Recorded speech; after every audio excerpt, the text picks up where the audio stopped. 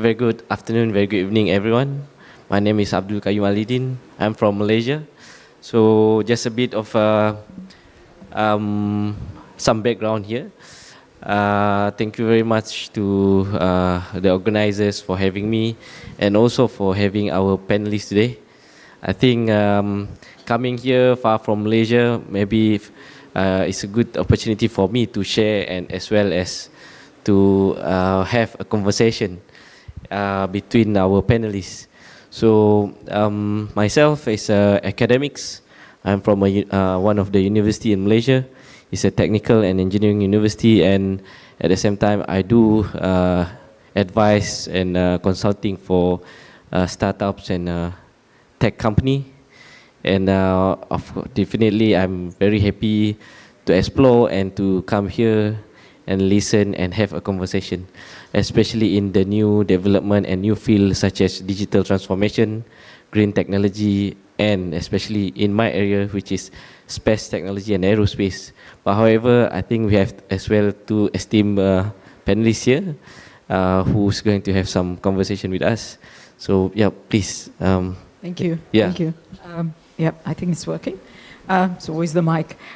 Yes, good afternoon, everyone. It's great to be here. And indeed, thank you for the organizers that had organized this event.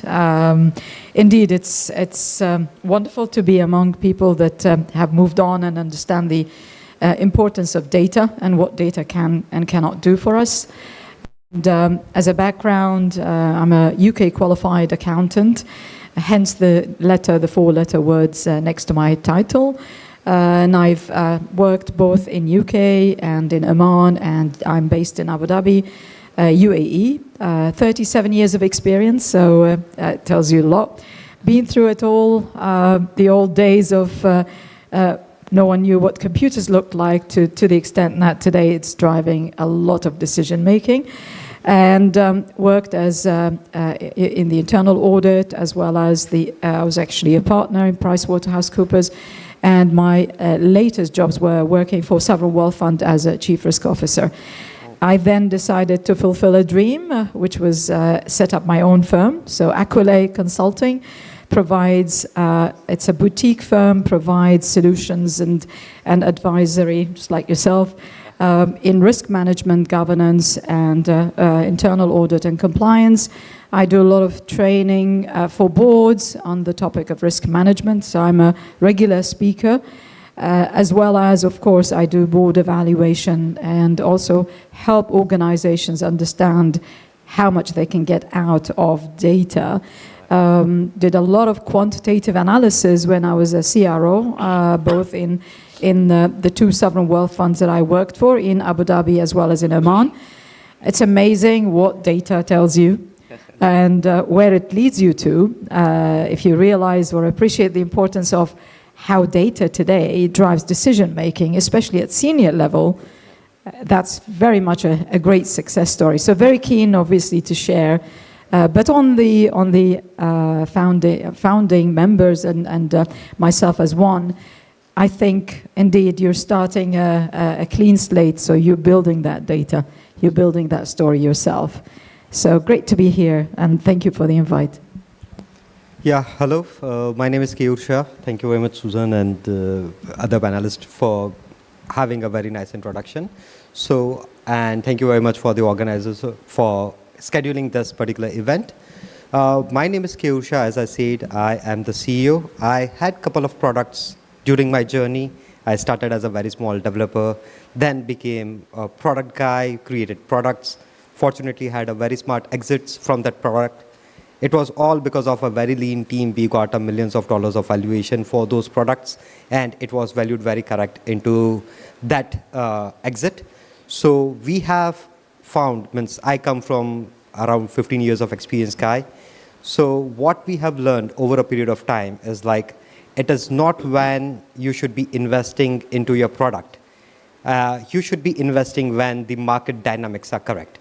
You should be understanding when to invest. It is not the money, it is actually a time which needs to be reinvested. Money can be earned at any given point of case. Time is something which cannot be earned back.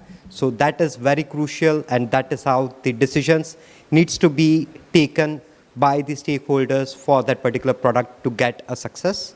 Yeah, this is a very small introduction. We would be catching up certain points. What I have done over a past period for my 2 products in order to make it scalable with a very lean team, and how we can provide the services to the different clients. And same thing, I started with Logic in 2010. It is a consulting company. We provide consulting services, technical services to our clients, most of from the Europe, UK region. And the same formula we are using for our clients also, to ensure they are also scaling up and they also don't feel such kind of problems in future. Yeah, thank you. Yeah, thank you. I mean, we have a very good composition of panelists here. One is from very well experienced and managing a sovereign wealth fund. I think it's a very interesting experience. And for Mr. Hanos, I think he has this as a principal architect. I mean, social and human factor is very one of the key component to evaluate when we talk about data. And just to give some idea that Malaysia, similarly like what mentioned by Susan, Dubai, Middle East, is still a fast growing area, meaning as compared to other regions, they are very competitive area. But so this is where data and decision based on data is a key factor that you can use as a competitive advantage. Meaning with people and with knowledge, like people like who have that experience underwent this transformation and challenges, like for example being mentioned by Susan, and with this experience who understand the social and human factor in designing, developing solutions and infrastructure. This is very important, meaning data based on records and data based on key component or evaluating factors that really influence decision making are very important. So to me, for example, Malaysia, we are now, especially my region, which is we call it Sarawak or Borneo. We are now developing what we call a class framework: cyber, land, air, space, and air, space, and sea. So data that can have record or analytics that can have some trend and understanding about all these resources over cyber, land, and sea and air and space will give you a lot of advantage. Because why? Then you can understand the human on the land, or the resources in the water, in the sea, and also on the resources on the like such as forest and gas and oil. But however, I think I would like to ask Susan, since she has a very deep experience, how do you what kind of factors data and what kind of data do you feel in terms of evaluating all this, for example, opportunity and risk and threat?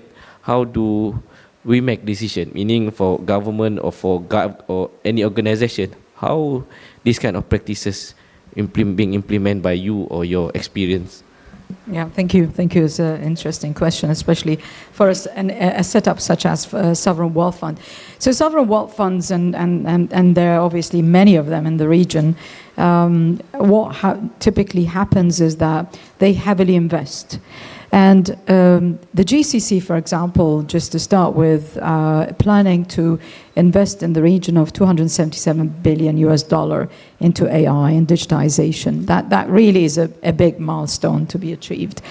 And what's interesting is what used to be hugely manual, a lot of talking and thinking and guessing.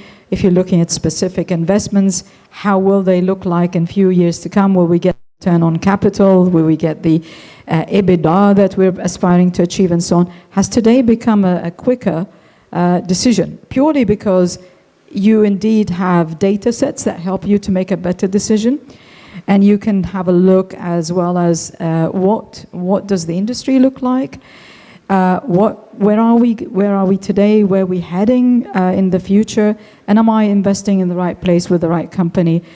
There are obviously many other aspects to when you're looking at a specific deal. You tend to want to know everything about the company, and indeed AI helps you to do that. So you can assess the management, the decision makers. You can look at the board and the competency of the board.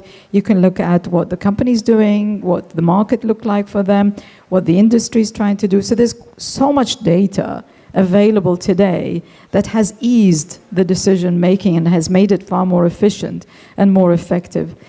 The work that I did as a CRO involved me telling, as you said, telling the investment committee, for example, and this is typical setup in a sovereign wealth fund, are we doing the right thing? Imagine you've got to tell them in 10 years' time what their investment is going to look like. Should they exit today or in a few months' time or a few years' time, or should they maintain that as almost a yielding asset?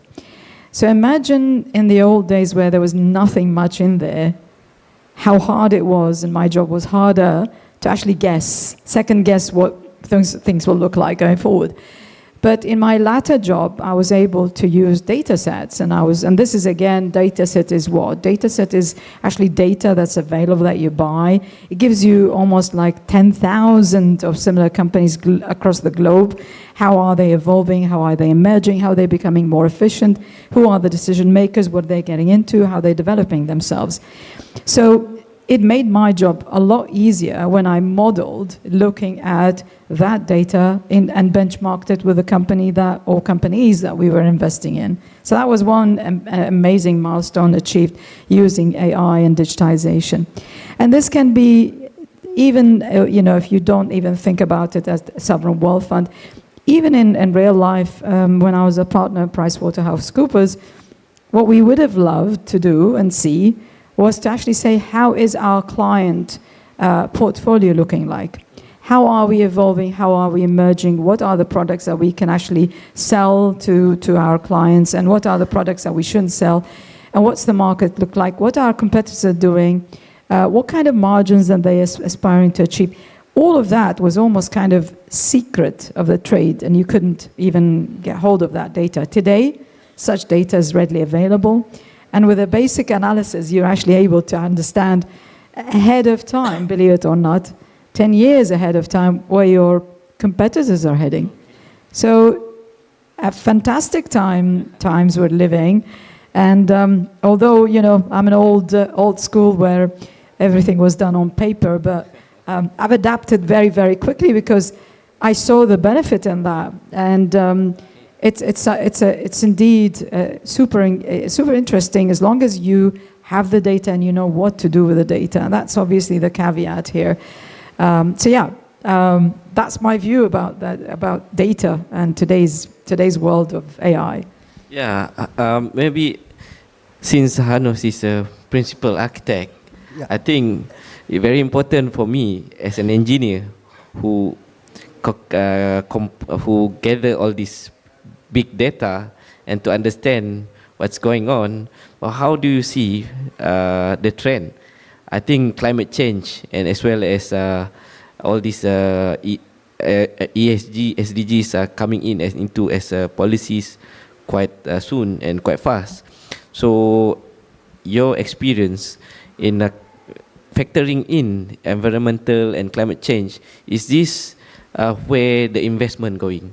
I mean, the data in terms of designing, in terms of factoring in human factors and ensuring impact of human and also environment. Are you seeing this is going towards climate technology or factoring in all this climate impact? I mean, how do you see this? So definitely I would be saying that obviously all this data helps us to take the very right measures.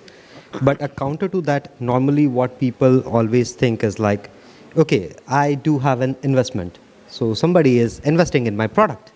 Now, normally what will you do is like, you will go, okay, I need to increase the infrastructure. I need to increase the number of people because I want to grow.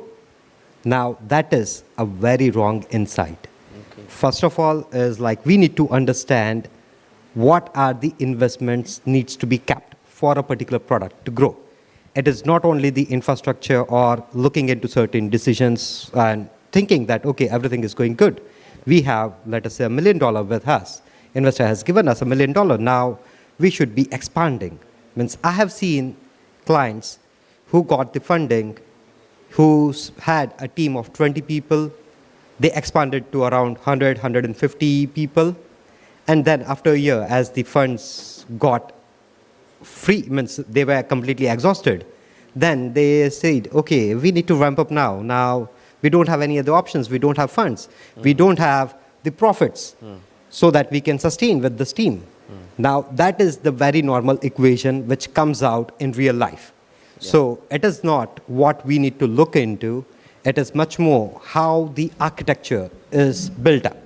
So at any given, I'm also an old school guy. So during when I created the products, at the time we were not having, you can say, luxury of having, let us say, 32 GB RAM machine or vCPUs, n number of vCPUs, having load balancers, etc., etc. We were not having those kind of luxuries, right?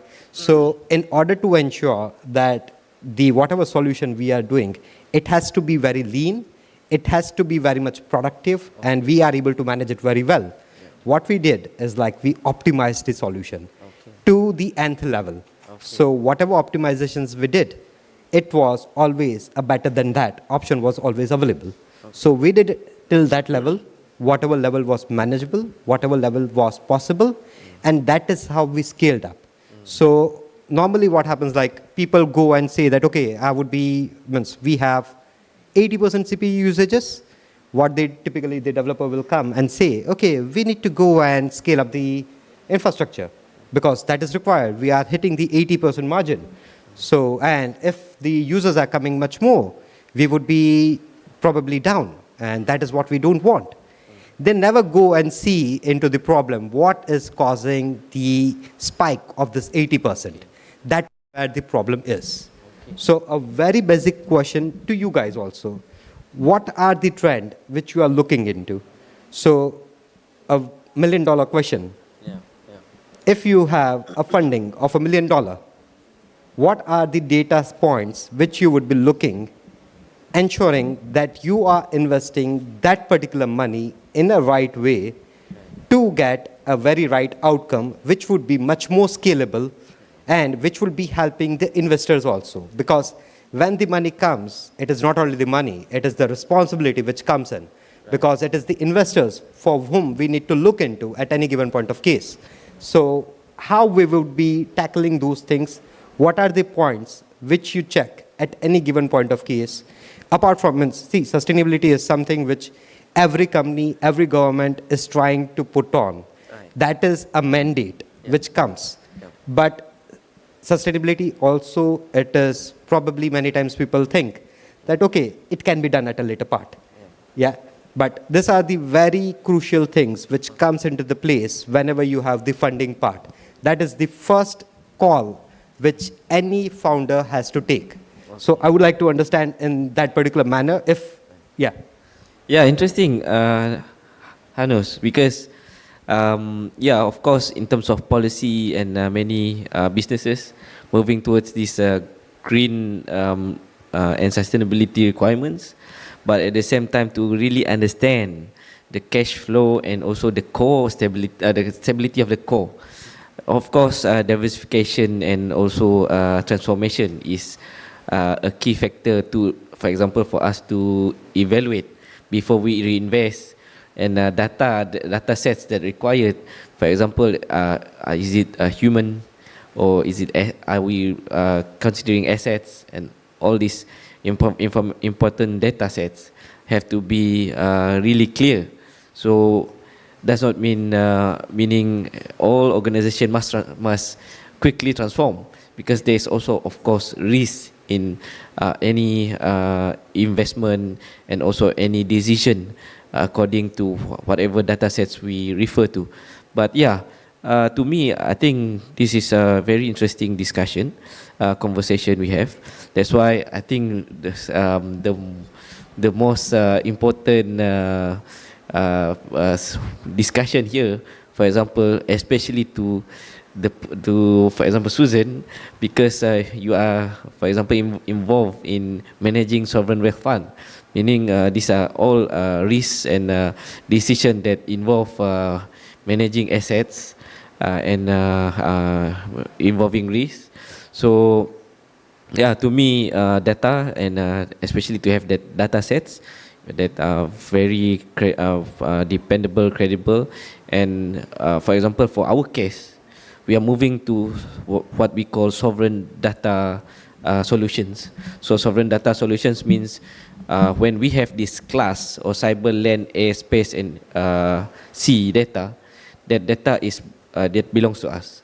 We can pretty much trust the data, and that the data is ours, and we can pretty much have our level of confidence in the data. So that is what is going on for my case, where we do work with government and also organization, and to help enable or to develop solutions for startups, and also for them to get into the infrastructure and to deploy the solutions. So yeah, so I think Susan and Hanos, maybe what should be, for example, the key ingredient of this when we talk about data decision making, data-driven decision making, and this idea of reinvestment, or should we continue to reinvest? Because I think reinvestment, there is no second thought. We must always reinvest, but like Hanos and data-driven or the data that we refer to is very important. So how should we reinvest, and what do you think? So Yeah. a point to be added over here. So normally what we see is typically in economics, plugging back of profit. That is what comes in. Like, so whenever we are making profit, we need to plow back certain profit, which will be a reinvestment into the product in order to ensure that it is scaling. But now, what should be the percentage of plowback?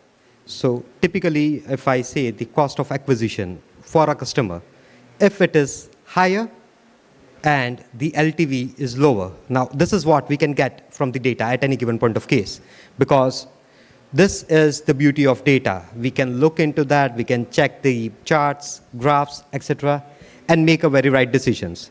So if cost of acquisition is higher, LTV is lower, probably we should be investing, means plow back a less amount of profit, so that we can always have some, you can say, margins. Plow back can help us sustain much more. It will be helping the product to beat the inflation, XYZ, all those things comes into the place. But we won't be plowing back so much money into the product that ultimately the founders always remains penniless. So that is not something which is required, right? So that is which comes into the part. Many times it also we have seen, like, people always see that, okay, I do have a very great sales right now. This is typically happens when B2B or B2C. In B2B, we see a very large pipeline that, okay, for the next quarter, we have a very big pipeline. Now, we should be investing in people. We should be investing in technology. We should be buying some more assets. If it is a production, let us say, manufacturing unit, then they would be thinking that, okay, as there are so many pipelines, we should be investing in new machineries. We should be looking into, means n number of equations comes into the place. But that is not the pipeline which you should be looking into. Logically, the pipeline is always a good measure to check, but you should always check what are the profits or costs involved in order to get that particular pipeline into your business, which would be generated via invoice, and ultimately that invoice getting paid. Generating invoice doesn't mean you will be getting paid.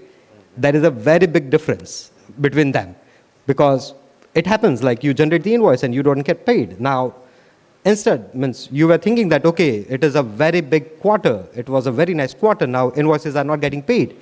Now you are in a very big burden. So we need to understand what are the data is saying, what is the optimization cost, what is the productivity of the resources, what can be the optimal point where it can be reached, and probably take the very right decisions in order to ensure that the product or the founders, whatever they are creating, now product, it can be a SaaS service, it can be a physical product, XYZ. It can be much more measurable, it would be a very right decision, and that will help in a very nice success. You can add into that, please. Yeah, interesting what you're sharing with us, and the way I think about it. And again, being a partner in PwC and lived an era where, at the time when I started with the firm, there was revenue was a couple of $100,000 US. The business grew obviously to millions of dollars, and you know this was the task that I had to achieve.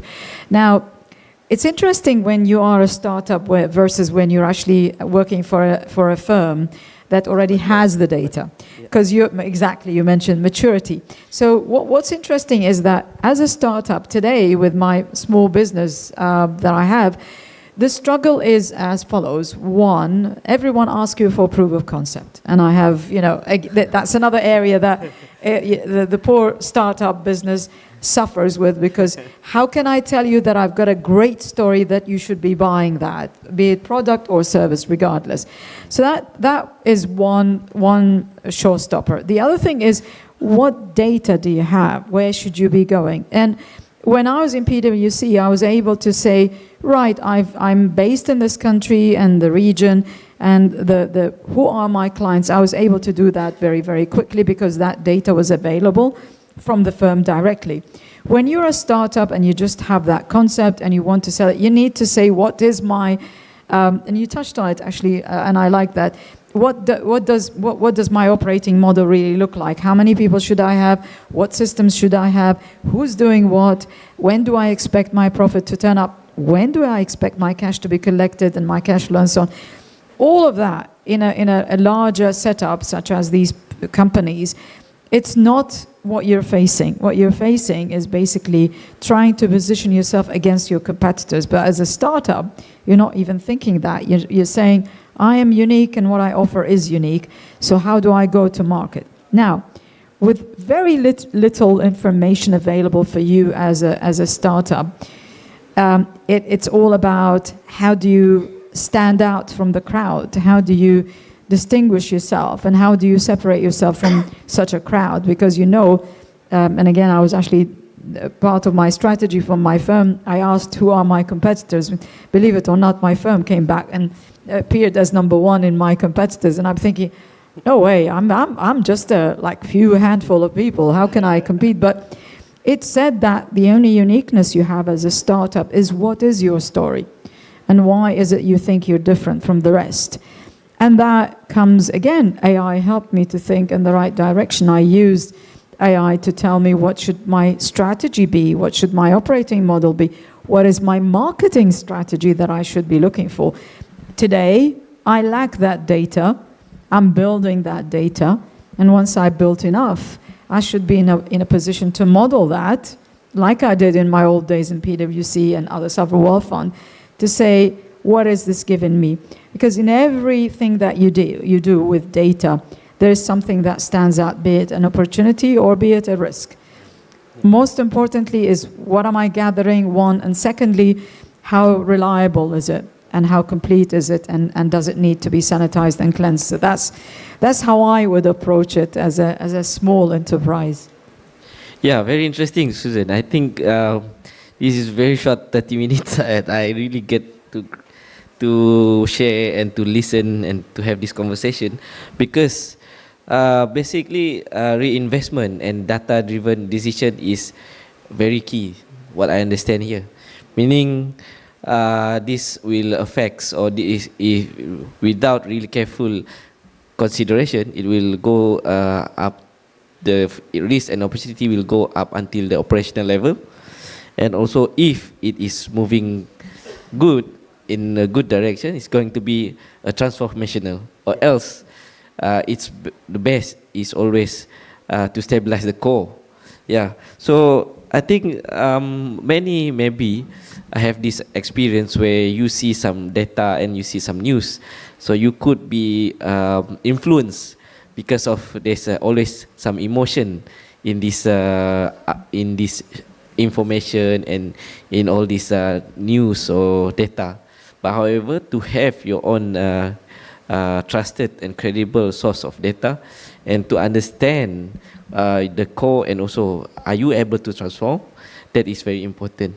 I think we have a very good 30 minutes discussion session here, even for myself, even though I'm also building these capabilities in my organization and universities doing research.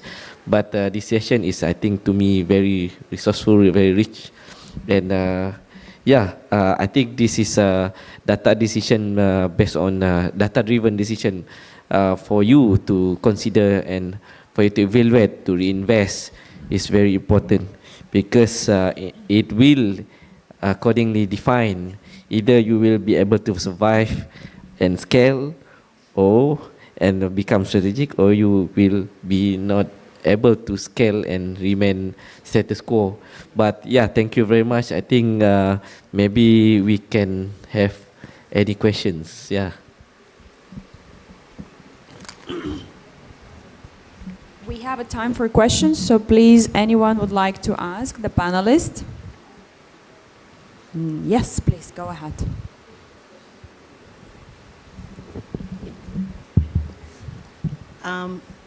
So there are very interesting points that came to fore, ma'am, especially when you spoke about adapting to new technology to analyze volumes of data and make very strong decisions.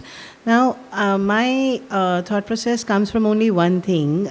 Most people today who use AI have started using it as an accelerator or a replacement for Google, where you find a lot of information quickly. And experience says that, yes, this kind of data in large volumes can also hallucinate, which can probably, if we use that same foundation, becomes a garbage in and garbage out. So how do we kind of, deal with that situation? Because when we are talking about reinvestment in business, data-driven decision-making, it becomes all the more crucial for accuracy and, data sanity. So how do we address that? So normally, any of you? sorry, I would like to answer that. Sure. Yeah. So when we talk about data, so typically AI is something which is into existence since 2012, 2013. So it is not something new. It is much more about the generative AI, which is much more hallucinating. So when we talk about the patterns, predictions, etc., that is with what AI was helping us since a decade. So it is not something which is new right now, but it is always good to cross-check. So a very similar question on that particular pattern which follows up is like, you used certain AI tools. Now that AI tools gave you a very nice sales pipelines, okay, which are near to conversion, or let us say converted. Now at the time, most of the founders or most of the people always get excited thinking that, okay, it is a very big win. Now I should invest on people, or let us say XYZ things. But that is where you should take a pause, stop, and ask, why? Is it like the pattern for the sales is for the month itself? Is it the retainer thing? It is like it is going for a lifetime. What will be my strategy next in order to ensure that such type of sales pipeline are coming throughout? Then your investments or reinvestments would be in a very right direction. Else, it can, typically your product or your service won't be failing, but you won't be that much profitable. Yeah, that is. Yeah, I think very interesting when we are talking about data, because normally then to my experience, it's always about as well people. So the capability of the people to understand data is one of a very important factor, meaning to be able to run some research and to have these research capabilities. Meaning usually, for example, government or business operations does not have so much resources to spend on research. But we understand that's why, for example, myself from university, we can come in and help organization. Meaning, usually for businesses or industry or startup company, they will, most of the time, for example, they start from university. They started out from university and then they have some capabilities there. Then they go out into businesses and they scale up. So that is much a safer or a less risky route, or less risky, but they build the capability of the startup. But yeah, to understand clearly that the data and how you to how you understand what is going on and the environment, that depends on ability to translate and to understand what is the environment and the factors influence. Maybe, yeah. I was just going to add, absolutely, I fully agree. And I think that's why I'm trying to, and maybe I'm not trying to promote, but for you to check sanity of the data, and indeed, you can get, whatever you input, you get rubbish and it doesn't make sense. And that's why, in my previous position as a CRO, what I was trying to do is to say, let me sanity check this data. Is it really true? Is it really telling me what I should be understanding, what I should be using to drive the decision? So unfortunately, today where we are, many of these AIs are not going to give you everything. Data sets will. And why I'm saying data sets is because when you look at the data set, the size of it, sheer size of it, gives you that comfort. If I want to understand an industry-specific area, I buy the data set, and unfortunately, you have to buy it. So the assumption is, what is this data telling me? Is it telling me something that makes sense? And then I would challenge. You really have to challenge that data as well. You cannot just walk away and say, I believe. And I've done this even in my risk management. I was trying to build an article, and I challenged AI, and I took it to the end, and in the end it said, I don't understand your question. But subscribing to data sets is critical, because you at least get that extra layer of information and data that you can, in a way, justify why you think you're heading in that direction. And whether you're a small business or you're a small enterprise or a very large multinational company, data sets are actually the solution, other than, as you said, Google search or AI search. Yeah. Thank you so much for our panelists for sharing such a great secret. And let's give a warm of big applauses. It's almost last panel. Thank you so much.